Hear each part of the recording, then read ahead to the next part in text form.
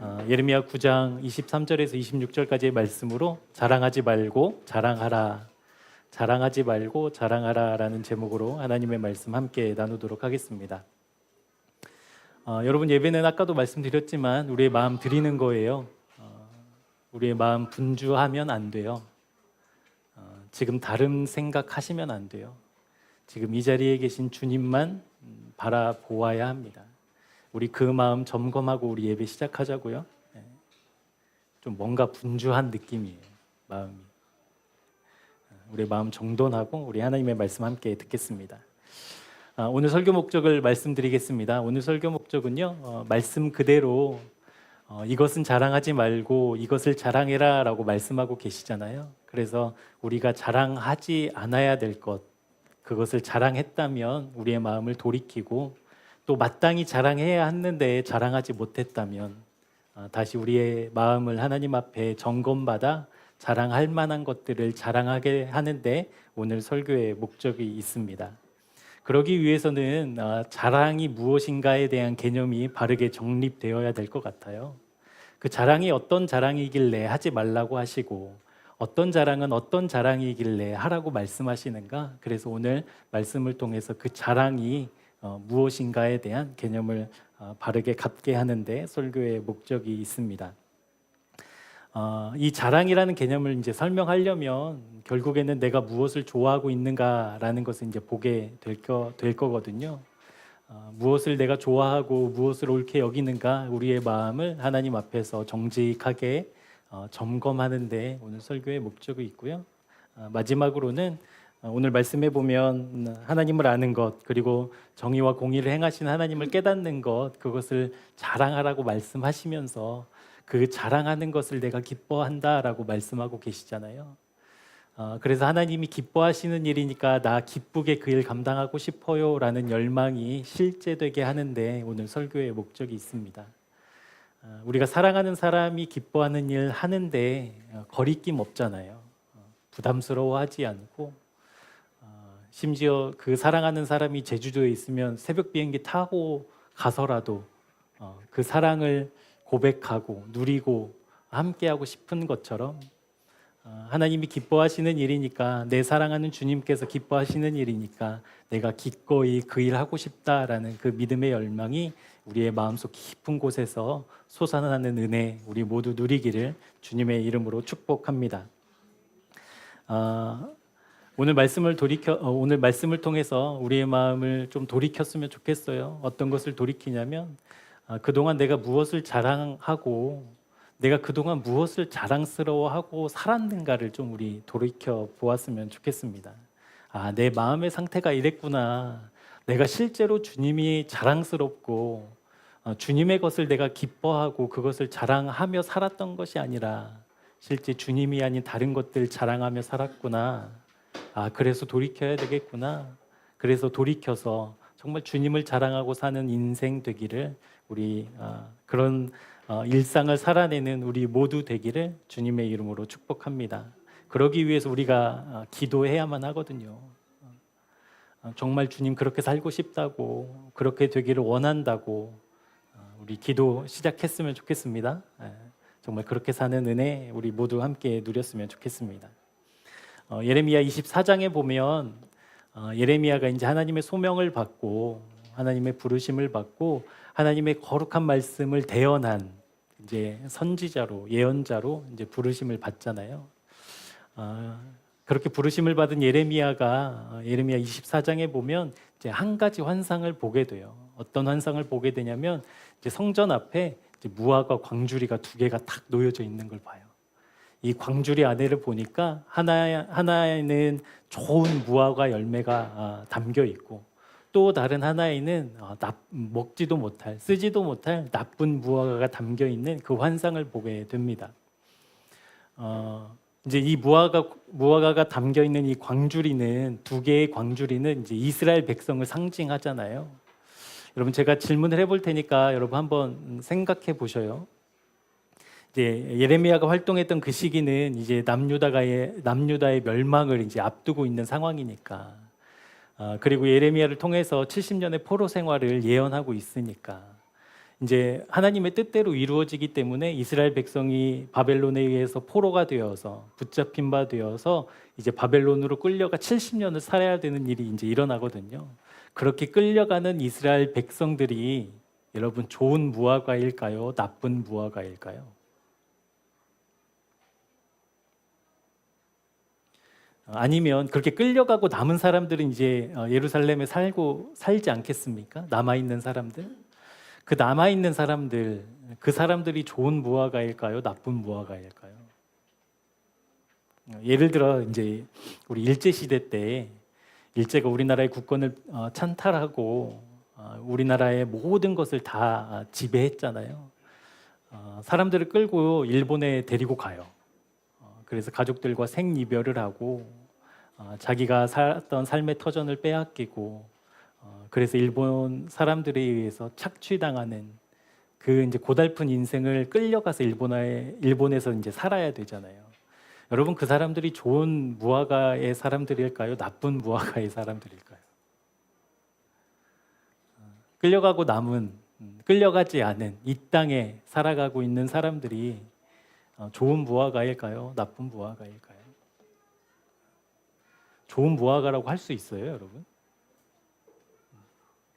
그러니까 끌려가서 고초를 당하고 끌려가서 어떤 일을 당할지 모르고 그것도 그냥 다시 돌아올 기약도 없다라고 한다면 여러분 그것을 나쁘다라고 우리 의식하잖아요. 맞죠? 나쁜 일을 지금 당한 거죠. 말할 수 없는 일을 당한 거죠. 그래서 좋지 않아라고 이야기하죠. 그런데 하나님께서는 그렇게 끌려간 바벨론에 의해서 포로로 끌려가서 포로로 살아가는 그들을 좋은 무화과다라고 이야기하셔요. 그리고 오히려 그 예루살렘에 남아서 무엇인가를 할 수 있을 것 같았던 어떠한 작은 소망이라도 남아 있을 것 같았던 그 예루살렘에 살고 있는 남은 유다인들을 나쁜 무화과다라고 평가하시거든요. 24장 5절에 보면 이렇게 말씀이 기록되어져 있습니다. 이스라엘의 하나님 여호와께서 이와 같이 말씀하시니라. 내가 이곳에서 옮겨 갈대아인의 땅에 이르게 한 유다 포로를 이 좋은 무화과 같이 잘 돌볼 것이니라. 그러니까 잘 돌봐주시면 안 망하게 하시면 되잖아요. 그러니까 망하기 전에 잘 돌봐주시면 되잖아요. 동의 안 하세요? 여러분 망하고 하나님 도와주는 게 좋아요? 망하기 전에 하나님이 도와주시는 게 좋아요? 그러면 하나님이 이 좋은 무화과 같이 잘 돌볼게 라고 약속해 주셨다면 이제 유다가 망하면 안 되는 건데 하나님 뭐라고 말씀하셔요? 포로로 끌려간 그들을 잘 돌봐 주시겠대요.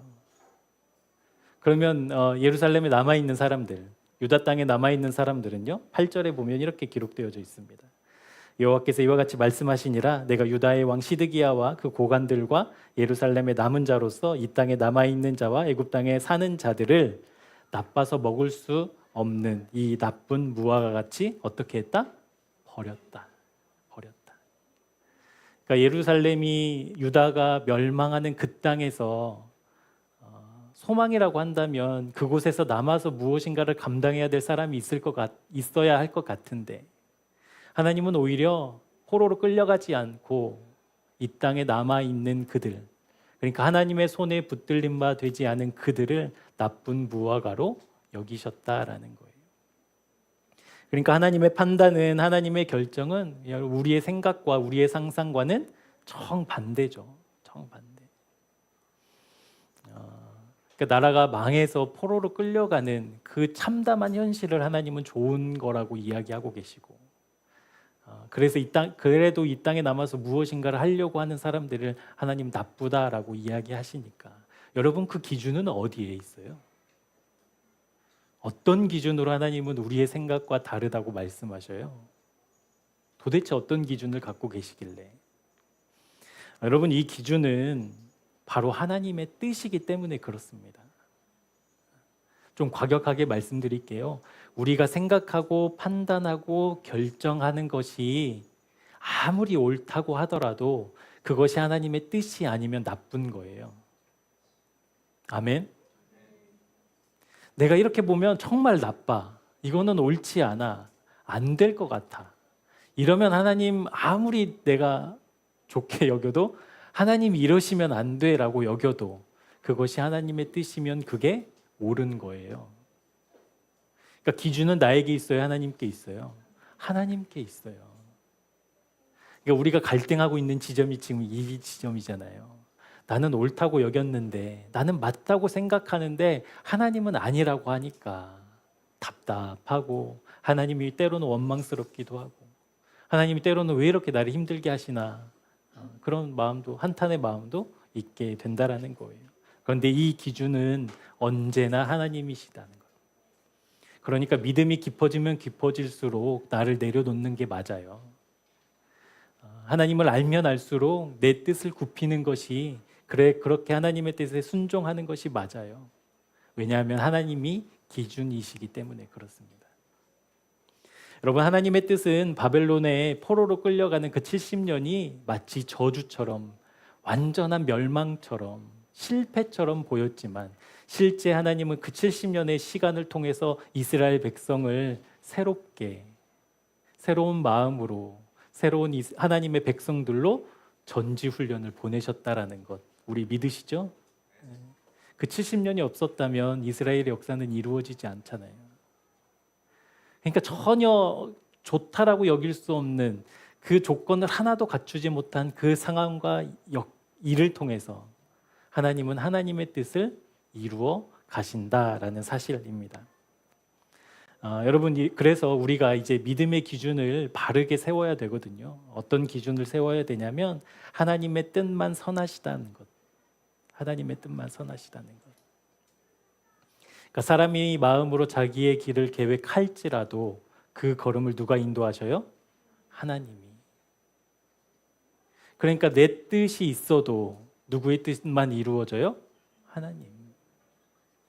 그러니까 우리가 이 믿음의 기준을 바로 세워야 합니다. 하나님의 뜻만 선하시다는 것, 하나님의 뜻만 옳으시다는 것. 그러니까 포로로 끌려가는 그 상황 속에서도 하나님의 뜻이 있으셨잖아요. 그러니까 요셉이 형들에 의해서 노예로 팔려나가고 또 모함을 받아서 감옥에 갇히고 뜻하지 않은 그런 일들을 요셉이 겪었음에도 불구하고 누구의 뜻이 있었어요? 하나님의 뜻이 있었어요. 그래서 요셉이 형들을 만나서 뭐라고 가장 먼저 얘기하냐면 어떻게 나한테 그랬어? 왜 그랬어가 아니라 하나님이 나를 먼저 큰 구원을 이루시기 위해서 보내셨다라고 고백하잖아요.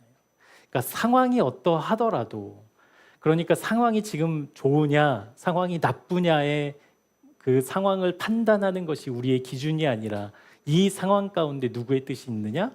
하나님의 뜻이 있느냐를 확인하는 것이 우리의 믿음의 기준이어야 한다는 거예요. 근데 우리 지금 일이 팍 터졌어요. 그러면 하나님 어떻게 나한테 이럴 수 있냐고. 하나님이 날 사랑하시면 어떻게 나를 이 상황까지 몰고 가시냐고 우리 한탄하잖아요. 그 기준이 틀렸다라는 거예요. 그 기준 잘못됐다라는 거예요. 지금 이 상황 속에서도 일하시는 하나님의 뜻을 발견하는 그 믿음의 눈이 우리에게 있어야 될 줄 믿습니다. 그래서 믿음의 사람은요, 환경 때문에 요동하지 않아요. 맞죠? 환경이 어려워도 누구의 뜻이 있기에? 하나님의 뜻이 있다라는 믿음이 있다면 환경이 어려워도 흔들리지 않아요. 여러분, 그 믿음 우리 하나님 부어주시길 축복합니다.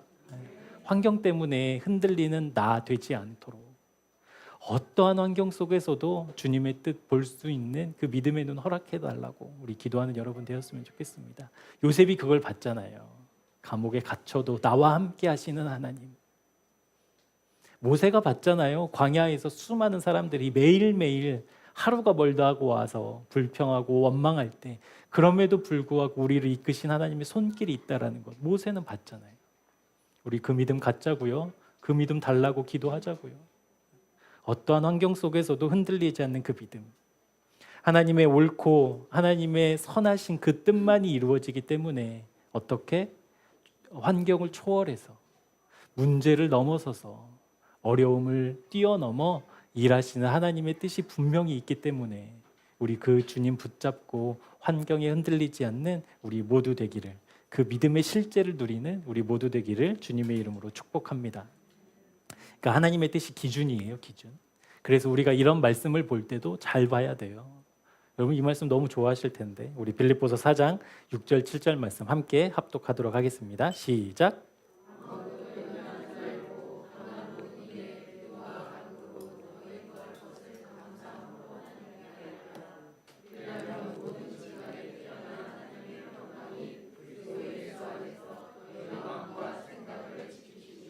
아멘. 여러분 이 말씀 집에 액자 해놓으시고 싶으시죠? 싫으셔요? 좋으셔요?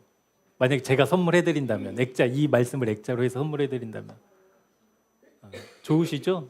근데 말씀 우리 잘 보자고요. 아무것도 염려하지 말고 다만 모든 일에 기도와 간구로 구할 것을 감사함으로 하나님께 뭐하라? 아뢰라. 아뢰라. 아뢰면 어떤 일이 벌어져요, 여러분?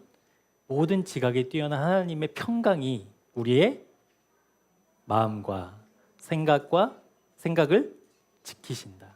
그러니까 우리의 어려움을, 우리의 아픔을, 문제를 하나님께 아뢰요. 그건 믿음의 모습이죠. 맞죠?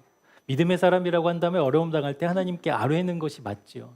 그런데 여러분 이 아뢰음의 조건이 우리 안에 이미 있잖아요. 아뢰으니까 어떻게 해야 돼요? 하나님이? 내가 문제를 하나님께 토로했으니까 하나님이 어떻게 해주셔야 돼요? 이 문제를 해결해 주셔야 된다고. 그것으로 아뢰는 의미가 아니에요. 말씀 그대로 여러분 믿으시죠? 믿으시죠?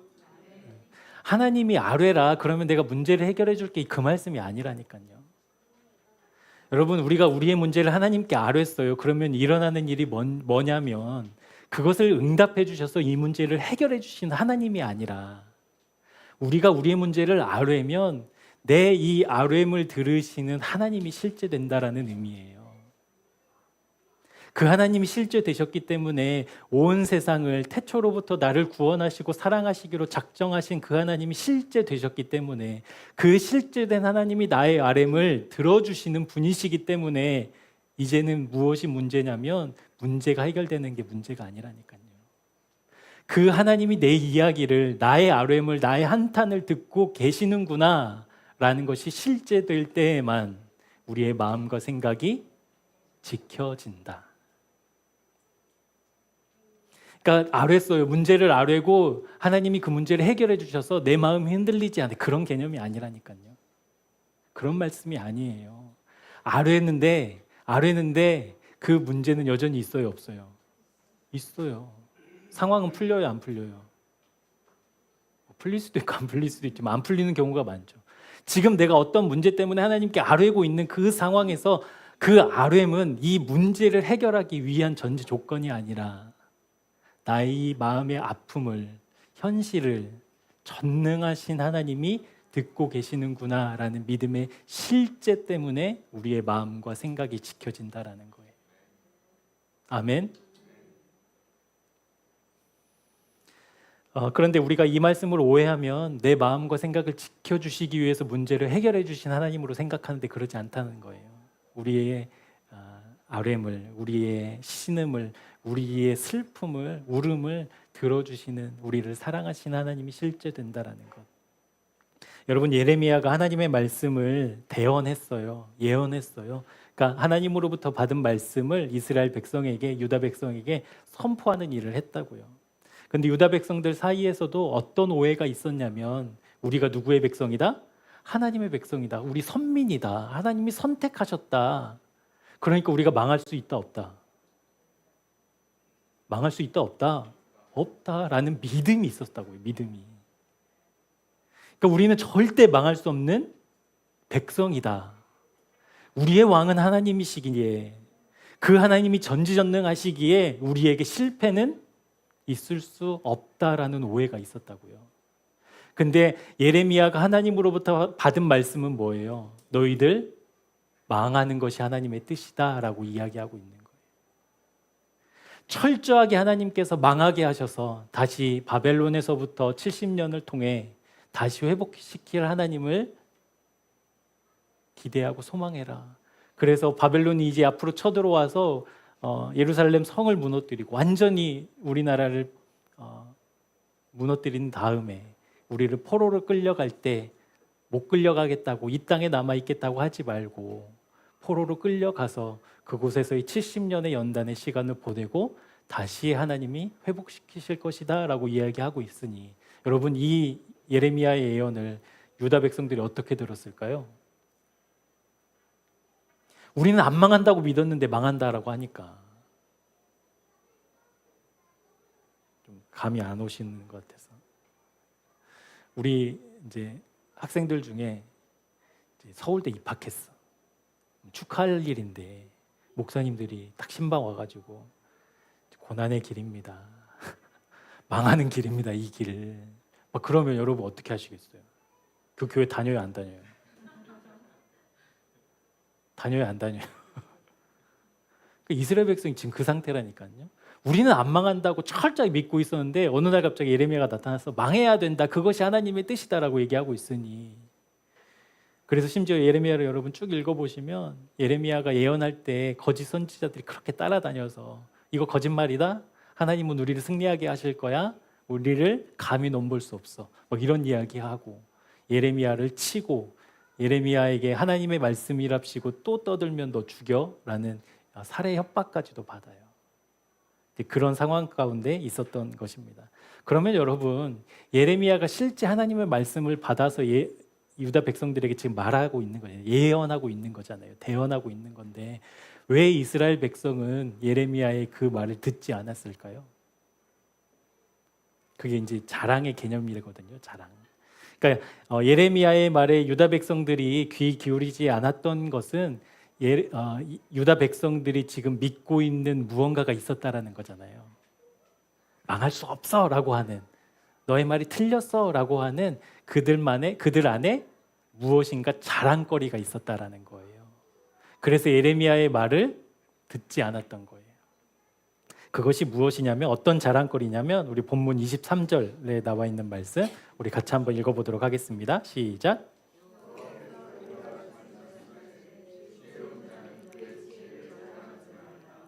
용사는 그의 용맹을 자랑하지 말라, 부자는 그의 부함을 자랑하지 말라.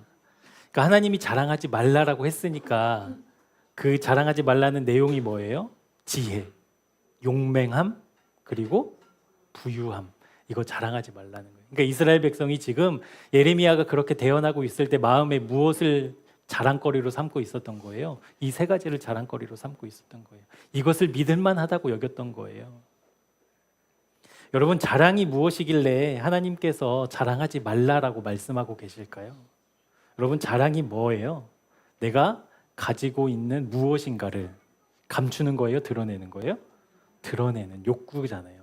그러니까 내가 무엇인가를 갖고 있고 소유하고 있어요. 그것을 드러내어서 다른 사람이 부러워하는 욕구. 맞죠? 그걸 자랑한다. 그래서 자랑하는 사람 보면 보기 좋아요? 꼴보기 싫어요? 그러니까 너도 인정해, 이제 이런 거잖아요. 내가 이거 있는데 너무 기뻐, 그러니까 이거 좋아 보이지? 라고 하는, 그러니까 다른 사람도 그것을 인정하게 만드는 욕구가 바로 자랑이거든요. 그런데 여러분, 이 자랑이 내가 이걸 갖고 있어라고 드러내기 위해서는 먼저 되어야 되는 전제 조건이 뭐냐면 내가 가지고 있는 것이 좋아야 돼요. 맞죠? 내가 가지고 있는 것이 좋다라고 내가 여겨야 자랑할 수 있잖아요. 내가 우울해요, 요즘에. 그럼 우울함이 좋아요, 나빠요? 나쁘니까 그거 자랑할 수 있어요, 없어요? 없어요. 우리 집에 금송아지 있어요. 좋은 거예요, 나쁜 거예요? 좋은 거에 필요 없어요? 금송아지 있으면 좋은 거니까 자랑하고 싶어요, 안 하고 싶어요? 하고 싶어요. 내 자식이 잘 됐어요, 좋은 대학교 갔어요, 좋은 직장 취직했어요, 좋은 거예요, 안 좋은 거예요? 그러니까 좋은 것만 자랑하게 돼 있다고요. 그러니까 이스라엘 백성이 지금 우리들의 지혜, 우리들의 용맹함, 우리들의 부유함을 어떻게 여겼다라는 거예요? 좋다라고 여겼다라는 거예요. 그것을 좋다라고 여겼던 거예요.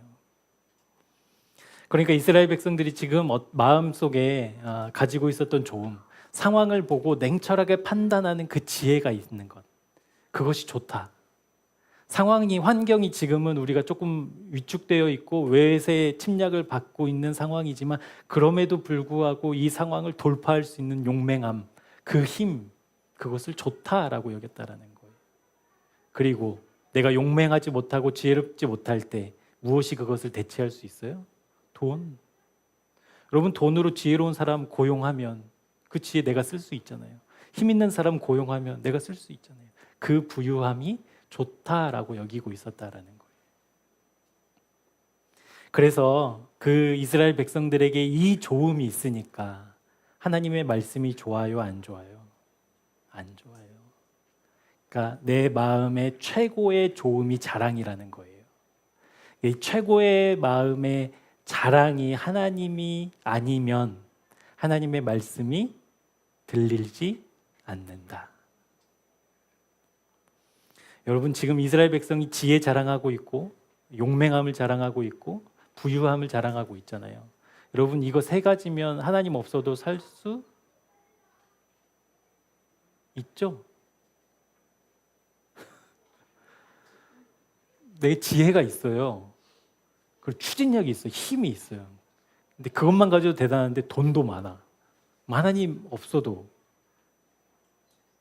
살죠. 여러분, 이 땅에 추구하는 가치가 이 세 가지잖아요. 다 지혜롭게 하는데, 힘있게 하는데, 그리고 부유하게 하는데, 이 세상의 모든 가치가 이 세 가지를 추구하잖아요. 동의하시죠? 오늘 왜 그런데 다들 왜 그러신데? 이 세 가지를 다 추구한다고요, 세상은. 그러니까 하나님 없어도 살만해요, 이 세 가지 갖고 있으면. 그런데 이것이 좋다, 안 좋다? 안 좋다. 하나님 그렇게 말씀하고 계신다는 거예요. 그러니까 사람들이 보기에 좋은 이 세 가지로 사람들이 무엇을 했냐면 창세기 11장에 보면 3절과 4절에 보면 사람들이 이 세 가지를 가지고 무엇을 지어요? 바벨탑 지어요. 바벨탑.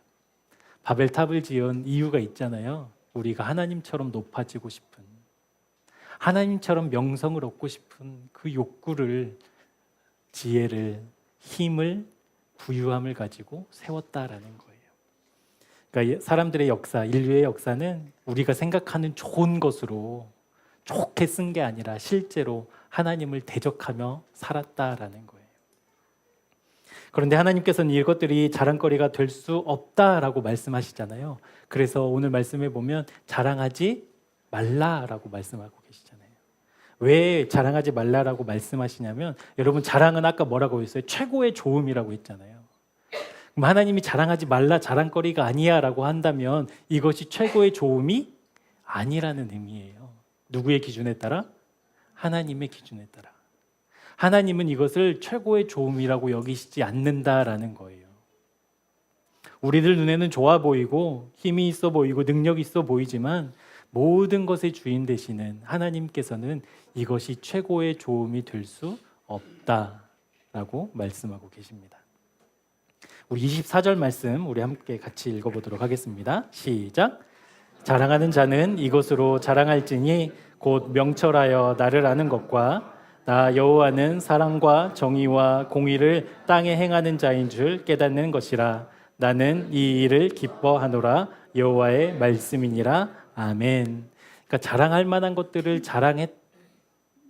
자랑하지 않아야 될 것을 자랑했던 우리에게 자랑하지 말고 이제 마땅히 자랑할 것을 자랑하라라고 말씀하시는데, 그 말씀의 핵심은 하나님을 아는 것을 자랑해라라고 말씀하고 계신다라는 거예요. 그러니까 하나님을 아는 것을 자랑해라라고 한다면 하나님을 아는 것이 최고의 좋음이다라고 말씀하시는 거잖아요. 그것이 진짜 좋음이니까 그것을 자랑하는 것이 마땅하다라고 말씀하고 계십니다. 그런데 왜 우리 눈에 좋아 보이는 것들이 하나님의 눈에는 안 좋아 보이냐고요.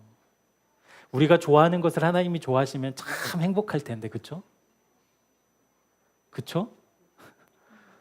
우리가 돈 좋아하니까 돈을 막 열심히 벌면 하나님이 잘한다, 멋지다, 뭐 이렇게 인정해 주시면 참 좋을 텐데, 돈이 필요해서 열심히 돈 모으고 있는데 하나님 그거 좋은 거 아니야 라고 하니까.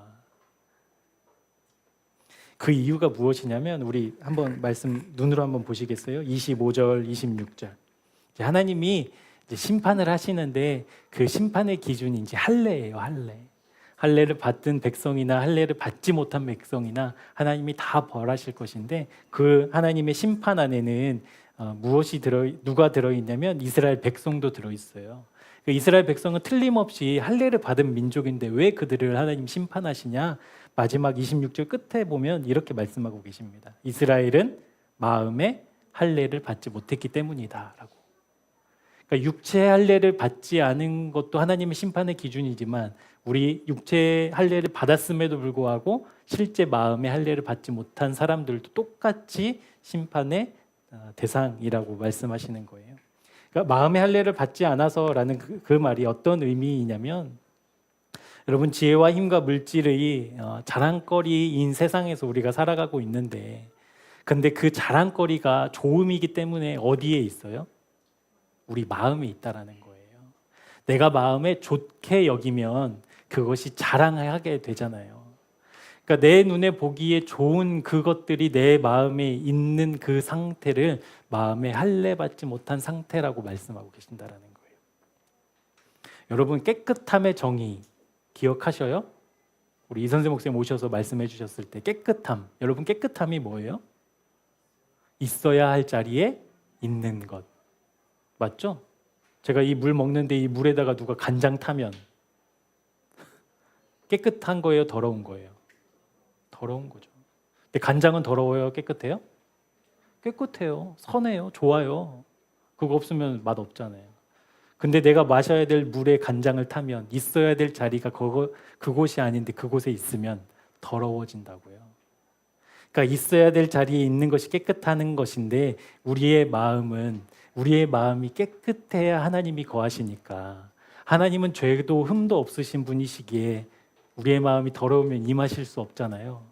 근데 우리의 마음이 더러워졌다는 의미가 뭐냐고요? 우리가 죄를 짓고 나쁜 생각을 해서가 아니에요. 물론 그것도 포함되지만 우리의 마음이 더러워진 것은 우리의 마음에 있어야 될 것이 없는 게 우리의 마음이 더럽다는 거예요. 그러니까 내 눈에는 너무 보기 좋아요. 아름다워요. 근데 이것을 내 마음에 품으면 내 마음에 무엇이 담긴 거예요? 내가 좋아하는 것이 담긴 거예요. 내가 좋다라고 여긴 것이 담긴 거예요. 근데 이 마음에는 누가 계셔야 돼요? 하나님. 누구만? 하나님만 계셔야 돼요. 우리 마음에는 원래. 그런데 내가 아무리 좋다, 선하다라고 여기는 것들을 내 마음에 품으면 그것이 바로 더럽다라는 거예요. 마태복음 6장 5절에 보면 바리새인과 서기관들이 길 어귀에 서서 하나님께 멋지게 기도하는 모습이 나와요. 근데 여러분 이 모습 자체로만 보면 우리가 신앙적으로 이렇게 독려할 만하죠. 사람들 많은데도 불구하고 내가 믿는 하나님을 향해서 두 손 들고 하나님을 찬양하고 기도하는 것 우리 모범으로 여길만 하거든요. 그런데 하나님은 그 모습을 무엇이라고 평가하냐면 자기 상을 이미 받았다라고 평가하셔요. 그러니까 상을 이미 받았기 때문에 받을 상이 이제 있어요, 없어요? 없어요. 그러니까 하나님이 이것을 인정 안 하신다라는 거예요. 왜 그러실까? 그러니까 겉으로는 하나님을 경배하고 겉으로는 하나님을 경외하고 겉으로는 하나님을 예배하는 것처럼 보이지만 실상 하나님이 왜 이것을 받지 않으실까? 왜 그것을 더럽다고 여기실까? 그들의 마음에 무엇이 있기 때문에? 사람에게 보이려고. 사람에게 보이는 것이 좋아 보여서 그게 내 마음에 있으니 내 마음에 그것을 품고 겉으로는 아무리 기도해도 아무리 하나님을 찬양해도 실제 마음을 감찰하시는 하나님께서는 그것을 인정해 주시지 않는다라는 거예요. 왜냐하면 우리의 마음에는 하나님만 계셔야 되기 때문에 그렇습니다. 주님의 이름으로 축복합니다. 하나님은 그 자리를 절대 누구에게 양보하지 않으셔요. 여러분 우리의 마음을 하나님은 절대 다른 것과 섞여서 쓰게 하도록 타협하지 않으셔요. 그래서 하나님을 질투의 하나님이라고 하시는 거예요. 부르는 거예요. 그것을 누구와도 나누시지 않으셔요.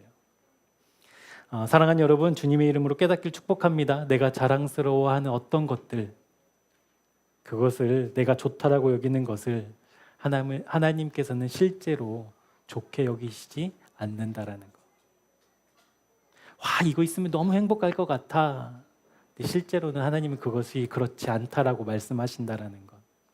여러분, 자녀가 잘 되고 사업이 번창하고 가정의 일상에 문제가 없어 평안한 그 좋음이 우리 안에 자리 잡으면 하나님은 그것을 싫다, 옳지 않다라고 말씀하고 계신다라는 거예요. 그래서 예레미야 4장 4절에 보면 그런 우리가 이제 어떻게 해야 되는가, 내가 보기에 수많은 좋음이 내 안에 자리 잡은 나를 어떻게 해야 되는가 말씀하고 있는데요. 우리 말씀 같이 한번 읽어볼게요. 시작. 유다인과 예루살렘 주민들아, 너희는 스스로 할례를 행하여 너희 마음 가죽을 베고 나 여호와께 속하라. 그리하지 아니하면 너희 악행으로 말미암아 나의 분노가 불같이 일어나 사르리니 그것을 끌 자가 없으리라. 그러니까 하나님의 그 끌 수 없는 진노하심을 막을 수 있는 유일한 길은 우리 마음의 할례를 받는 건데, 우리의 마음의 할례를 무엇이라고 표현하고 있냐면 마음의 가죽을 벗겨내는 것. 여러분, 마음에는 가죽이 있어요, 없어요? 없어요. 근데 가죽이 왜 생겼을까요? 가죽이 왜 생겼을까요? 우리 마음에 하나님 아닌 수많은 것들을 품고 살아온 시간들이 길어서, 오래되어서 그것들이 차곡차곡 쌓여서 가죽처럼 우리의 마음에 달라붙어 있는 상태가 우리의 마음의 상태라는 거예요. 근데 여러분, 이것을 떼어낸다라는 의미가 어떤 의미예요? 벤다라는 의미가 죽음을 의미하는 거잖아요. 죽음을 의미하는 거. 그러니까 우리의 마음이 완전히 죽고 새로워지지 않으면 하나님의 은혜 받을 수 없어요. 그러니까 겉으로는 그렇게 믿음 있는 척해도, 신앙 좋은 모습을 보여줘도 실제 내 마음에 이 땅의 좋은 것들, 하나님 아닌 다른 것들, 내가 보기에 선하다라고 여기는 것들이 내 마음에 달라붙어서 여전히 가죽처럼 붙어 있다라고 한다면 하나님이 그 마음에는 임하시지 않아요. 그러니까 그것을 베어버려라 라고 말씀하고 계셔요. 그러니까 베어버리다라는 의미가 이제 죽음을 의미하니까 사도 바울은 이것을 어떻게 이야기하고 있냐면 갈라디아서 6장 14절에 이렇게 이야기하고 있습니다. 우리 쉬운 성경으로 우리 같이 한번 말씀 읽어보도록 할게요. 시작. 그러나 내게는 우리 주 예수 그리스도의 십자가 말고는 아무것도 자랑할 것이 없습니다. 그리스도의 십자가를 통해 세상은 나에 대하여 죽었고 나는 세상에 대하여 죽었습니다. 아멘. 여러분, 이것이 마음의 할례 받은 상태예요. 그러니까 내 마음에 달라붙어 있었던 가죽을 다 벗겨내려면 여러분, 그 벗겨져요, 안 벗겨져요? 안 벗겨져요. 또 쌓이고 또 쌓이고. 그래서 무엇을 이야기하고 있냐면 이 마음이 십자가에서 죽어버리는 거예요. 마음의 가죽이 덕지덕지 달라붙어 있는 그 마음을 십자가에서 주님과 함께 연합함으로 죽여버리는 거예요.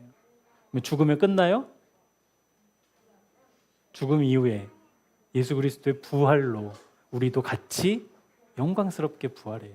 그것을 우리가 거듭난 마음, 새 마음이라고 이야기하잖아요.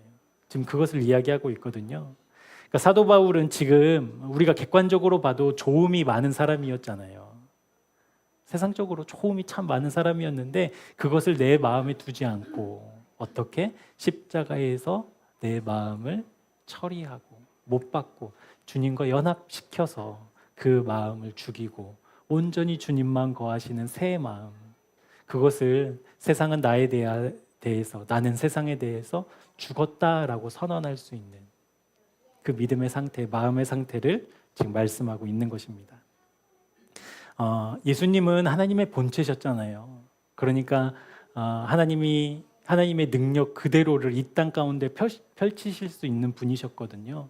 그러니까 결정할 능력도 있으셨고 행할 힘도 계셨고, 그럼에도 불구하고 예수님이 이 땅을 사시면서 보여주셨던 삶의 모든 기준은 오늘 요한복음 5장 19절 말씀처럼 하나님이 행하시는 일을 그대로, 하나님이 말씀하신 일을 그대로 행하시는 것으로 공생애를 사셨다라는 거예요. 예수님이 능력이 없어서가 어떤 상황을 판단할 지혜가 없으셔서가 아니라 실제 내 마음에 주님으로만 가득하다면 이렇게 살아가라고 하는 실제 표본을 우리에게 보여주시기 위해서 예수님 자신이 모든 것을 하실 수 있는 그분이 하나님 말씀 그대로 순종하셨다라는 그 신비, 여러분 우리 깨달아지는 은혜 있기를 축복합니다. 하나님으로 가득하면 하나님의 말씀을 따라가는 거구나. 하나님이 내 마음에 가득하면 하나님의 뜻을 따라가는 거구나. 실제 그것을 예수님이 자기의 공생애를 통해 우리에게 보여주고 계신다라는 거예요. 사랑하는 여러분, 그래서 우리의 믿음 생활이 선명해집니다. 어떻게 선명해지냐면 우리의 믿음이 이제는 하나님의 그 전지전능함 속에서 무엇인가를 얻어내는, 무엇인가를 내 문제를 해결받는 그런 믿음에서 이제는 내 마음에 주님 계셔야만 한다라는 믿음으로 정돈된다라는 거예요. 그런데 여러분, 우리 마음에는 이미 이 세상에 좋은, 내가 보기에 좋은 것들이 덕지덕지 달라붙어 있잖아요. 그러니까 그 마음을 어떻게 해야 된다라는 거예요? 온전히 십자가에 못 박는 것으로, 온전히 십자가에서 내 마음을 드러내는 것으로 그 덕지덕지 달라붙은 마음의 가죽을 베고 이제 새롭게 된 하나님만 거하실 수 있는 깨끗한 마음 되어 그 하나님과 동행하며 그 하나님을 최고의 좋음으로 여기며 그 하나님을 자랑하는 믿음의 삶, 우리 새생명교회 모든 교우들의 믿음 되기를 축복합니다. 여러분, 하나님이 진짜 좋아야만 자랑할 수 있잖아요. 여러분, 진짜 좋음은 어떤 의미예요? 진짜 좋음. 우리 진짜 좋으면 자랑하게 될 텐데 하나님이 진짜 좋다라는 의미. 진짜 좋음은 이런 의미예요. 여러분, 돈 좋죠?